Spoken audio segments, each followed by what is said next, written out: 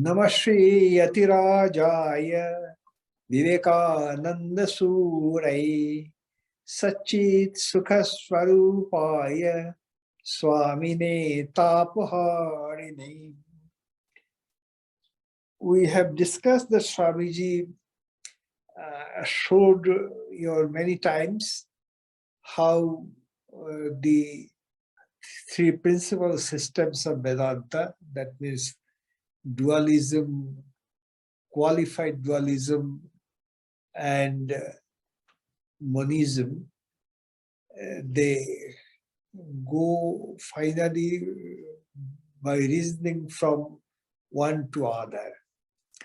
And Swamiji has explained many times that all of them are views, but some views are closer to the reality.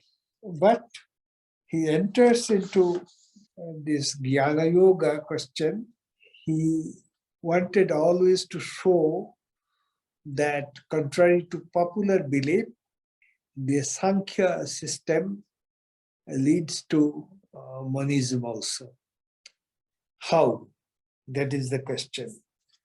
For that, you have to understand the Sankhya system. It is, as Swamiji said, that it is the oldest rational thinking of mankind. So, naturally, they laid the foundations of rational thinking. But here and there, Vedanta will make some correction. But before that, we have to understand this Sankhya system, especially the cosmology, its evolution. They call it Prakriti, that means matter, which is everything, both mind and matter, because mind, according to Indian philosophers, is matter also. It is not a gross matter, it is a very fine matter. So all these things in the universe which you see, like thought, intellect, reason, love, hatred, everything is in the domain of Prakriti. Prakriti consists of three gunas. They are materials. They are not qualities. The three gunas, sattva, rajas, and tamas. In the beginning of a cycle, there is equilibrium among these three gunas. When the creation comes, this equilibrium is disturbed. So the gunas begin to combine and recombine to produce evolutions. And the first evolute is Mahat. You remember these things, it's Mahat or cosmic intelligence. It covers all grounds of mind, subconscious, superconscious, everything. Out of this Mahat comes Ahankara, which you can say as cosmic egoity. This Ahankara changes into two varieties.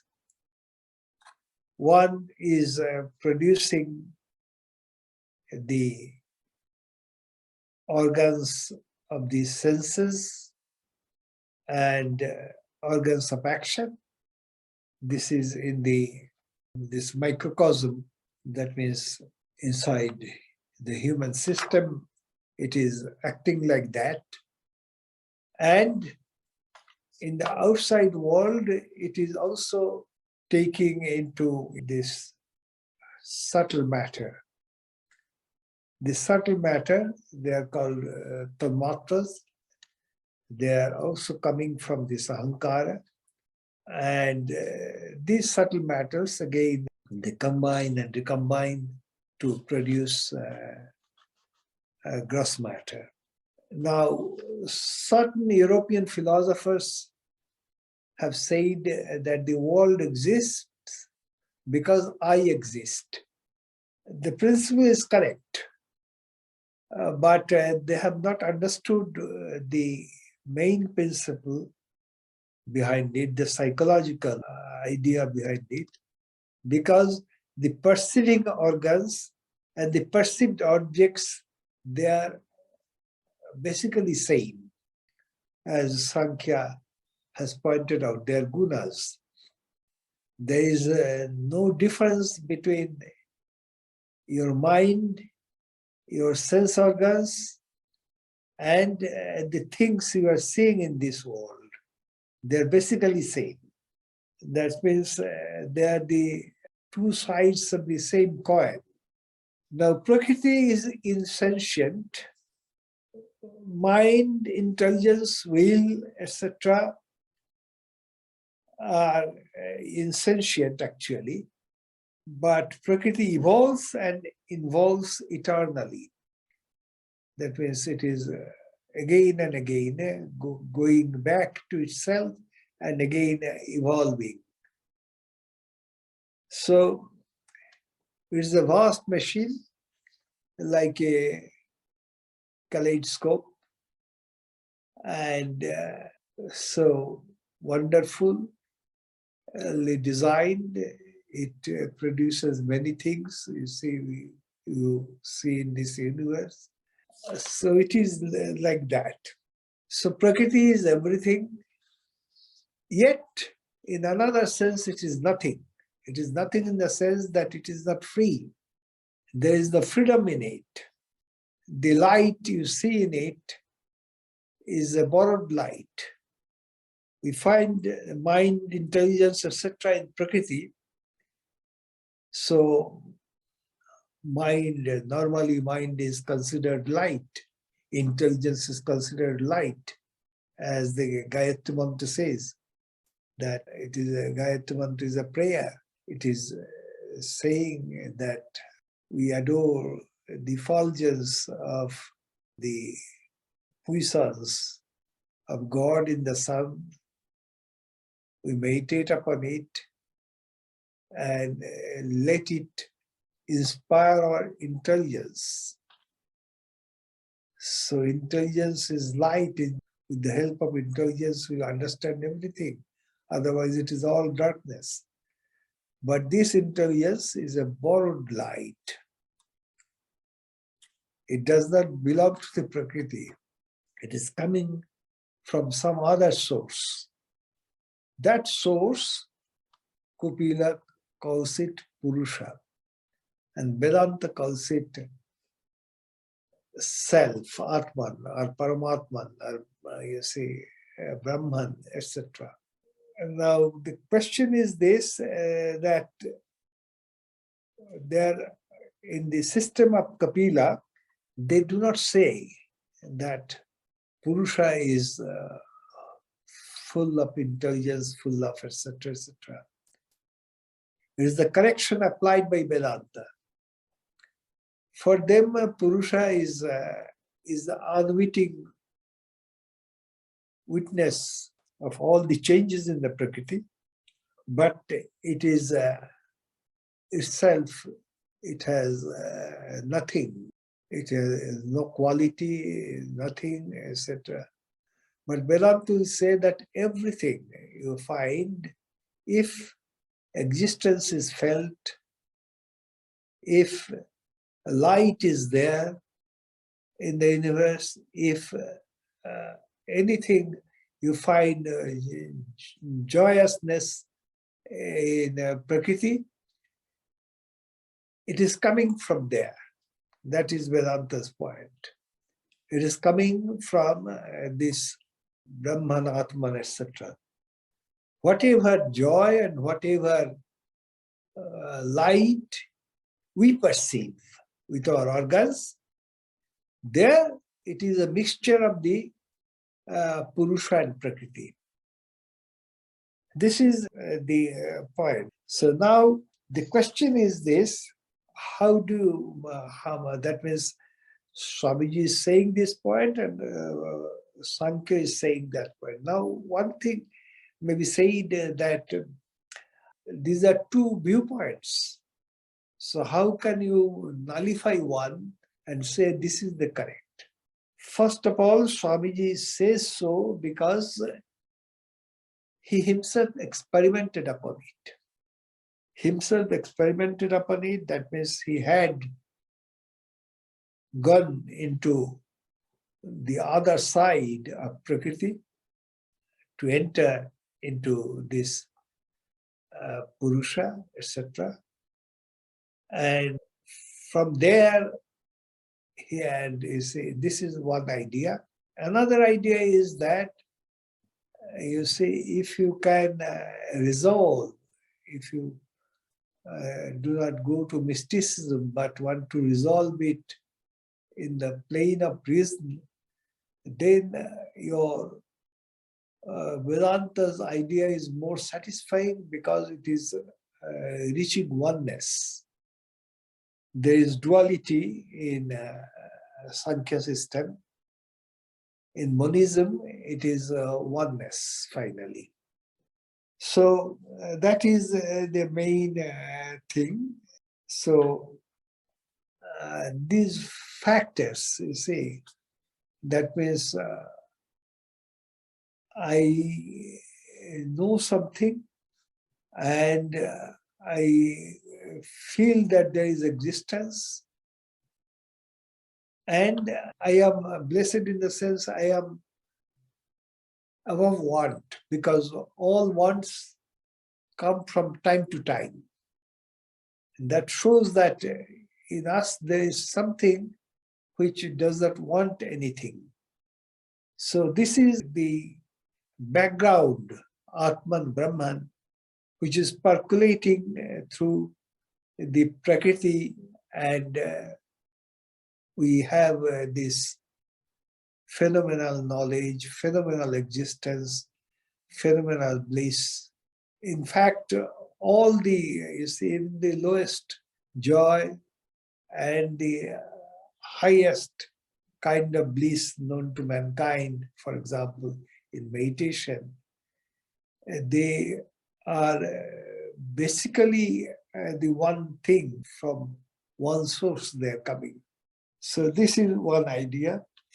Another idea is that this question, Sankhya system and the yoga system is an extension of Sankhya.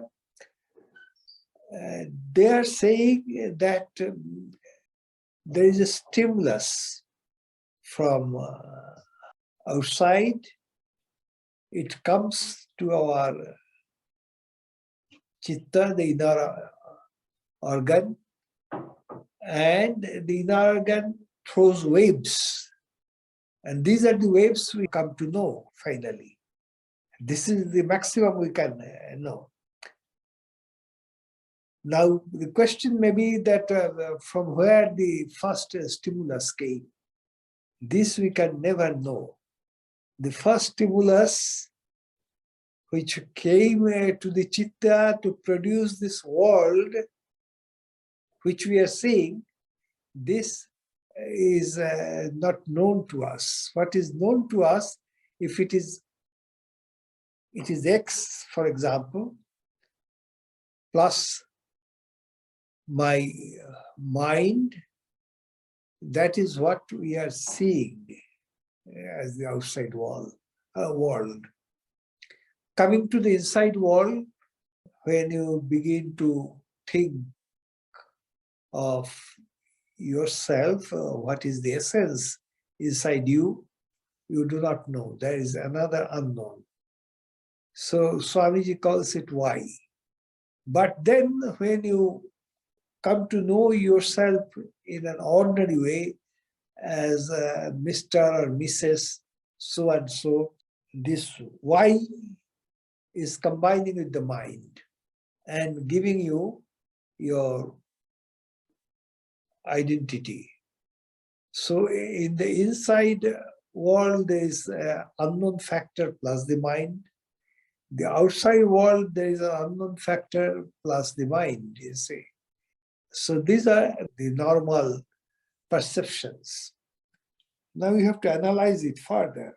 So how to analyze it? First of all, what is this mind which is combining with X and Y and giving us these things? Mind is nothing but time, space, and causation. Causation means your something coming before and producing something after. What Buddha calls Patitya Samutpad. That is the principle of causation. So mind is that. It is time, space, and causation. So this is the mind. And this mind, if you take all these forms, which of themselves do not exist, so what remains is only X and Y, which are, so it is highly probable that X and Y are being created by the mind itself. They are one. It is when the mind is coming, it is creating this X and Y. Finally, they are one. That is how you resolve the problem, because they are both without qualities. They take the qualities X and Y by mixing with the mind. So this universe is one, as monism is proposing. And this, you see, normally, you see, for example, there is a strong opposition to monism from the Buddhist point of view, especially the Theravada. But Buddha himself, in one of the suttas, is saying that, O monks, O bhikkhus, if there is nothing which is not engendered, which is not beyond this causation, then how can you have nirvana at all? That shows that Buddha had this idea, you see. He's again and again he's talking about anatma, because Buddha's own guru, your Alar Kalam, was a proto-Sankhya philosopher. And for them, these proto-Sankhya philosophers, this Paramatman and Jivatman, they were the same. So, and this they used to call Atman. This Atman really does not exist. Vedanta, when it talks in the ordinary way, it talks about Jivatman. But finally, it will discard the Jivatman idea, because Jivatman is not the real Atman, because in the Jivatman there is mind. And mind is matter, mind is changeful. It cannot be the final principle. Jivatman is accepted in the sense that when you are in ignorance, Jivatman is there. And it is this Jivatman which is born again after the, and even your Buddha used to accept it, because the Metta Suttam, which the southern Buddhists recite very often. The last line is this, it is saying that if you go by this unhindered love, and if you bring the mother's heart to every being, all times, then you will not lie in the womb again. So Buddha also accepted it. That's why certain Buddhists, especially in India, they used to accept a term called Pudgala. Pudgala is nothing but this Jivatma. And among the modern Buddhists, for example, Bhikkhu Anālaya, who is a great scholar, he has, on the basis of Jan Stevenson's experiments, he says that we cannot deny it. And he has studied the original books of Buddhism from different countries and found that it existed. Though modern Theravadi philosophers, they discard it, it is very much a part of the Buddhist philosophy. Anyhow, so this is regarding this Atman question. Now, another thing is that although this is perceived to the mind, so what is it? Sometimes we think that we are the body. Sometimes we think that we are the mind. And sometimes we have flashes that there is something beyond it. It is the same thing, as we have discussed, that our normal intelligence, it is, always, it is a mixture. When you give accent on your body, you perceive yourself as the body, and you are full of fear because the body is changing, body will fall one day, etc. These things come. When you go to the mind is more free. Mind does not fall so soon, but it is changeful. To equate yourself with the mind, you do not get peace. So you have to go beyond this also. And how to do it? Swami says that you have to suggest to yourself day and night that I am he, soham, aham brahmasmi. You have to repeat it day and night. All other things should go away. You should not think that you are a man or a woman. Yeah, you should not think that you belong to this nation or that nation. All these things may be important for ordinary people, but if you want to walk in the path of real knowledge, you have to discard it and assert day and night this, so that it will enter into your very system and will repel all other ideas. That means intensely, and so that is what the meaning. The Shavana Manana Nididhyasana. Nididhyasana means this. Excessive meditating. Excessive meditating means all other ideas. This Biriwala from Bombay, I am talking about Nisarg Datta, who is said to have attained Brahmagyana.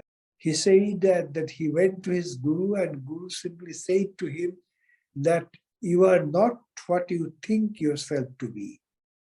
He took this idea, and he was always in his, when he was not in his profession, he used to think on this. And so he became enlightened. That shows that what Swamiji is saying is valid. That means you have to excessively suggest to yourself all the time till it mixes with your blood, and every drop of blood is saying like this. We have seen this, for example, in the case of Jagadatmananda. Even at the point of death, he was asserting his Brahmanhood. So that will happen.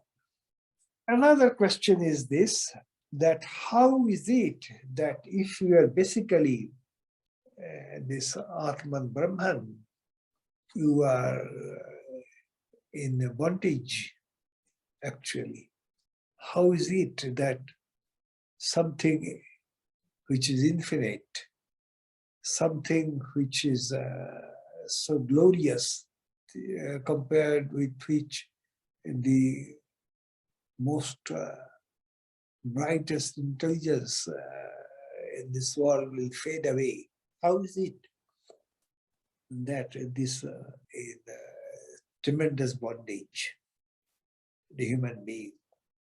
Now, Swamiji says that you are asking this question, but this question cannot be asked logically,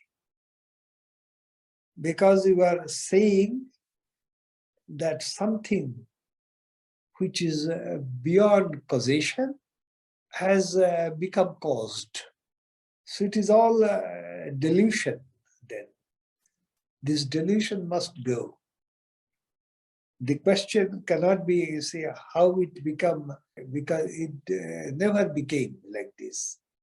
It was all a dream, a delusion. You are dreaming that you are a man, or you are an animal, or you are a plant. These dreams are going on. But these are all dreams. This is the one thing. Another thing is that this one thing which is there, it can be attained through your different yogas. If you go to the extreme of all the yogas, for example, in the Karma Yoga, which is supposed to be the crudest among the yogas, now this Karma Yoga, if you do it, you say, what you are doing, you say, Karma Yoga, you are renouncing the great thing, you see. Because when you totally take out the fruits of the action, it is a great renouncement. This renouncement itself is like a fire which is purifying yourself, all the dross. And finally, you come to the light. You do not work under compulsion, you work with the force of love, because you can give your energy and power to a thing when you do not think of your own interest. So through all the yogas, you come to this. The Jnana Yoga is a very direct path through rational thinking. And in all the yogas, while you are doing it, you have to be purified. The process itself will make you purified. They say this is another good idea of Vedanta, that you can do it, etc. But yet, Swamiji prescribed that for the modern age, the ideal should be not developing one faculty at the cost of others, but harmonious blending of all the faculties. That should be the modern ideal. Though it is true that by going through one path alone, you reach the goal finally. So these are the certain points you have to, that this Advaita Monism is not through only Jnana Yoga. We have discussed in another class that how through Bhakti Yoga also you can reach this Advaita Vedanta. In the case of Ramakrishna himself, Ramakrishna had a guru of Advaita Vedanta, But in the Sanctum Sanctorum, the vision he had, he says that the image, I myself, the puja vessels, the marble floor, the wooden threshold, everything is Chinmay. I began to shower petal in all directions like a madman. That is Sarvam Khalidam Brahma. That means everything is Brahman, finally. So this he reached through bhakti. So that is the beauty of this Vedanta, that you can reach the goal through any path if you take it to its logical conclusion. When we think of man in other terms, when you think, for example, that he's a woman or she's a woman, he's a man, he's Indian, he's European, etc., etc., you are asserting the dream part, not the real part. You see in dreams many things, but they do not constitute your life. You reject them. So all other ideas enter into this Vedanta. All ideas should be subdued to have the highest glimpse of Vedanta. That is what Swamiji tried to convey. And another point is that in Sankhya system, at least in the earliest Sankhya, though Sankhya itself, the centuries it had other branches, just opposite views. I am talking about the question of God. God in the sense of a creator God, Kapila denied it because it cannot be proved, and there is no need of thinking about it. But since in the case of Swamiji says that this microcosm and macrocosm, they are built on the same pattern. If in the microcosm you think that a Purusha is needed as not as an agent, but as a witness to have the workings in your system, the Prakriti, etc. Then in the macrocosm also, there must be something.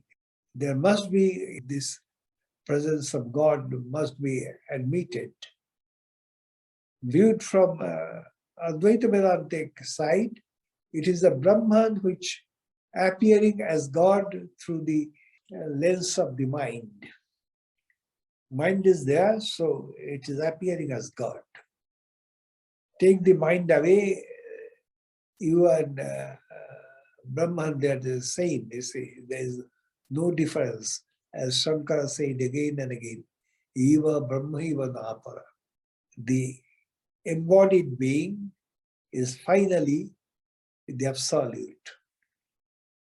Not a part of it, the absolute. We are not a spark of the infinite, because the infinity cannot be cut into pieces. It is poetry to say that I am a spark of the infinite.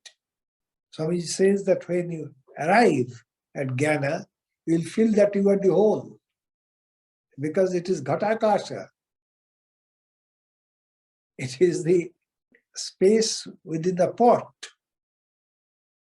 which you are thinking a little is a part. It is not a part. It is one with the space, which cannot be truncated. The presence of the ghata, that is pot, was creating this illusion that there is a separate space within the pot. So this is another point, that if you say that you are existing but God is not there, it is illogical. As long you as an individual exists, so long there is a need of a cosmic ruler. So that is the main thing. So with these things, Swamiji wanted, these are unheard of ideas, that you are one with God, you are the God, etc. You are the infinite. And he said, otherwise it is not from the ordinary point of view that he said that Christs and Buddhas are but the waves of the ocean which I am. Because that I is the absolute I, the delimited so and so. So these are the big ideas Swamiji placed before his audience, and some of them at least took it up because this is very life-giving, this is invigorating, it drives away all weakness, and you begin to shine. So any questions? Pranam Maharaj. Maharaj, Devjyoti, I have a question. Yes. Karma yoga is the offering of everything to the infinite or to the Lord. With that attitude, we work. Or bhakti that you spoke of as the path of devotion. How do we reconcile these with, and especially the meditative path with the thought Aham Brahmasmi, Maharaj? Do we look You at it as see, one? first of all, you must have a little shraddha, in the sense that the great teacher like Swami Vivekananda, he is talking the correct thing. It is a shraddha, that means that shraddha. With that shraddha, you begin to practice, you see. But practice does not mean that you take 25% of everything of the 4 yogas. It means that you follow your temperament, but you have a blending of other things also. Then your progress will be on a much sound basis.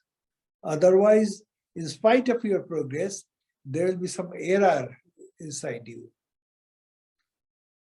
For example, a man who is too much devoted to an idol, to him, all other idols, they are anathema. He is, you see, he does not like other things really, because he is too much devoted.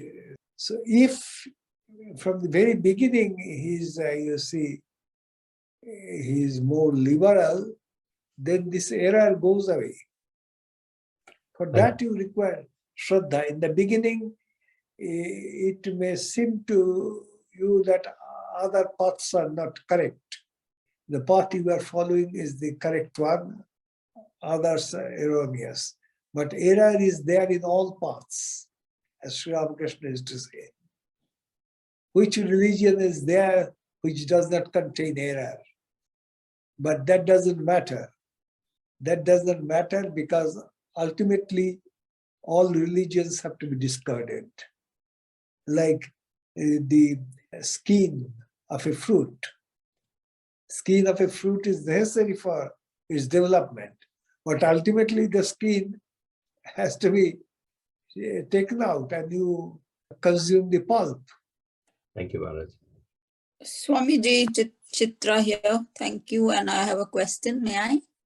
Yes. So you describe the vision that Sri Ramakrishna had, and where he saw the God in everything, in all of the puja vessels and in the place around him. The image, I myself had this, both animate, inanimate, everything is so this And you mentioned bhakti, but in the ultimate moment or realization, aren't all these converging into one? Because at that moment he had the highest surrender or dissolution into God, but also the ultimate knowledge. Everything is converging at that moment, isn't it? Yes, yes. Thank Everything you, is Swami. converging at that moment. But the beauty is that, first of all, it is idol worship, which is much abused in the followers of Abrahamism because of this Mosaic rules. I am hinting at the 10 Commandments. 10 Commandments have many, many verses, but all the verses have one thing common, that you must not worship a graven image. So he did it, and most Hindus do it, and he succeeded. Thank you, Swamiji. Yes. So any other question? Well, another question with regard to the visions of mystics, and when we really think of everything being that one infinite, the visions are what? It is just another thought. How do we relate to the visions? Is it just part of the mind? So it is. No, it is a part of the mind, but it is all visions. Visions are of many types. And now all visions, mind is much raised higher. It is not the ordinary mind. You may not go beyond the mind, but when you have vision, it is the mind is much more powerful, and you see, that's why this communication is there. God, which is according to Vedanta, which is Brahman, is out of grace, is appearing to you according to your choice, and is communicating it to you with your mother tongue. So that itself is a great thing, because it is because you have reached a kind of purity where it is being possible. You have driven away much of the dross already. Thank you, Maharaj. Yes. I have a question, Swamiji. Yes. The time from or between creation and the dissolution of the world is called Kalpa, isn't it? Yes. So my question will be, if we are at the end of the Kalpa, how does the Kalpa end? Because the world will still be in full development, and there are many individuals, they would still have to get rid of a lot of karma. So how does it end? These karmas, they do not, you see, what happens,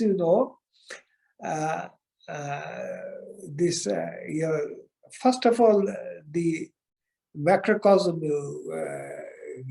this world is coming to an end, etc., etc.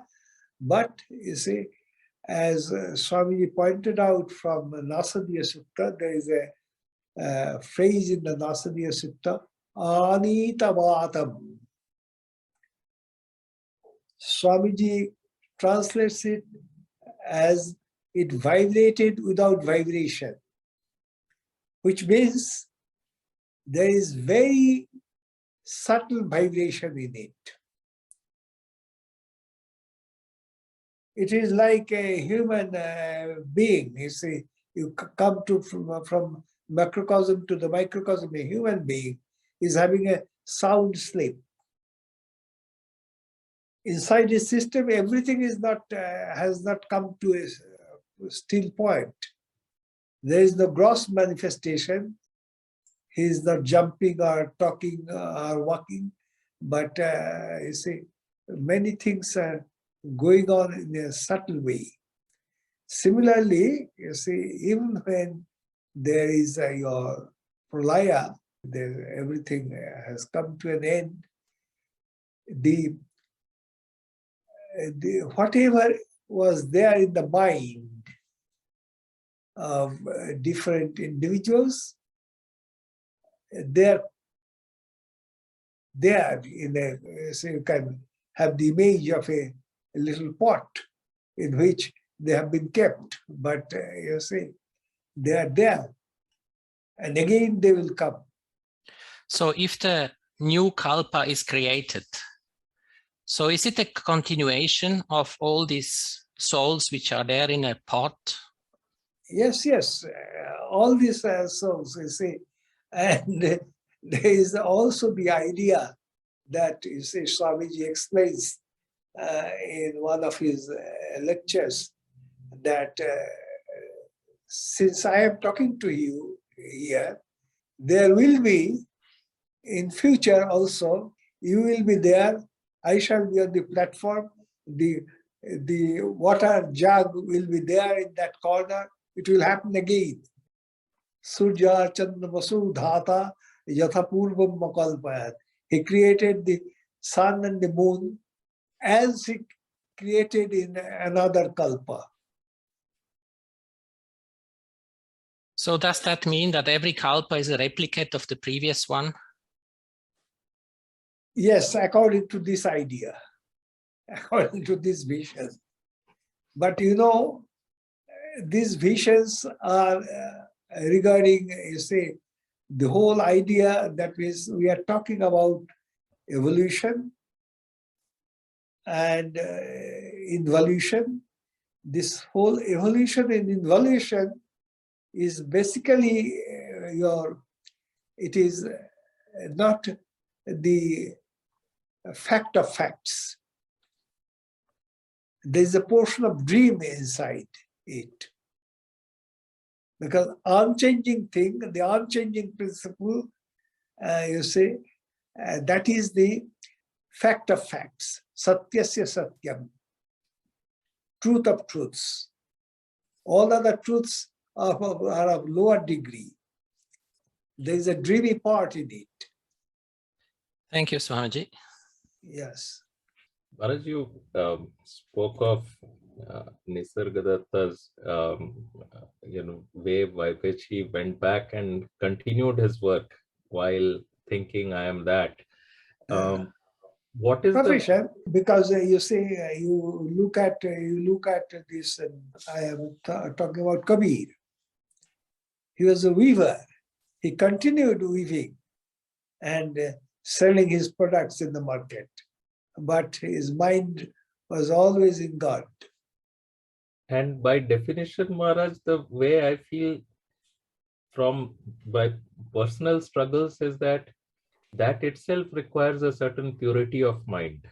Otherwise, the moment I am back at work, any other thought that even what I am thinking right now, Maharaj, after this, when I go back to work, this is almost out. That work becomes... No, this is, you see, they say it is a kind of tremendous passion, you say, kind of tremendous passion. It is a man who is passionate about something. He may do many things, but you say, as Ramakrishna says, that if you have toothache, you may talk and do many things, but your aching is a constant thing. Thank you, Bharat. Therefore, what I take away is it is for somebody. It is a struggle of many lives to come to this point. Until then, it is a willed practice that may take us forward. Yes. Right. Thank you, Maharaj. So if no more questions are there, Swamiji, I think we can go to the meditation part. If you are giving us a couple of meditation subjects.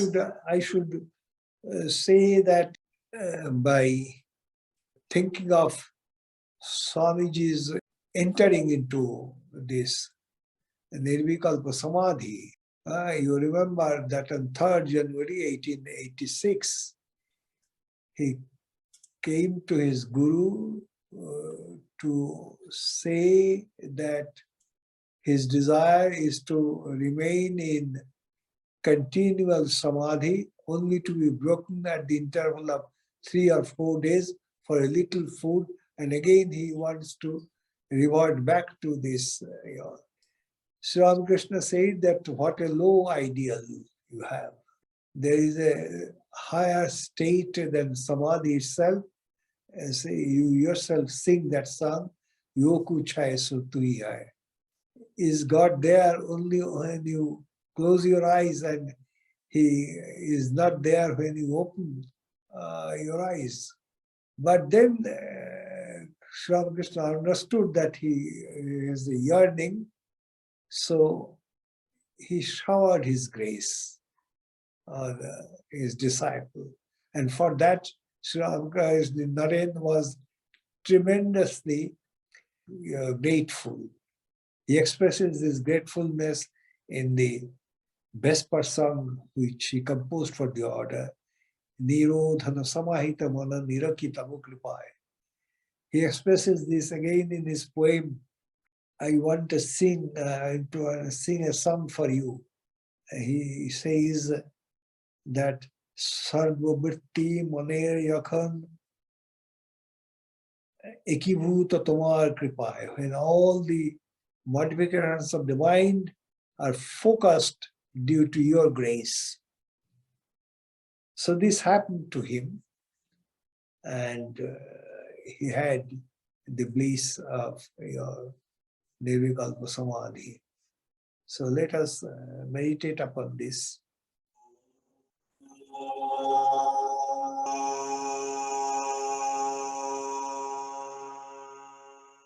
You want another subject? Yes, Swamiji, we have time. We have 10 more minutes. So you can take, for example, we have talked about Karma Yoga, you say. Now, the idea of Brother Lawrence, the practice of the presence of God, or the ideal, there was a Swami, he also visited Europe, and one of our centers, great center, he was there. He was always thinking about everything is happening due to Rama. So this attitude, that means always thinking, this is a bhakta's attitude. He does the ordinary things of life, but always in everything, whether he's preparing bread or serving people, etc., etc., everywhere, everything is God, this idea. So this is, for Brother Lawrence, they used to call it the practice of presence of God. You can have this as the subject of meditation. Think of yourself in your particular settings for a normal work and try to apply it mentally.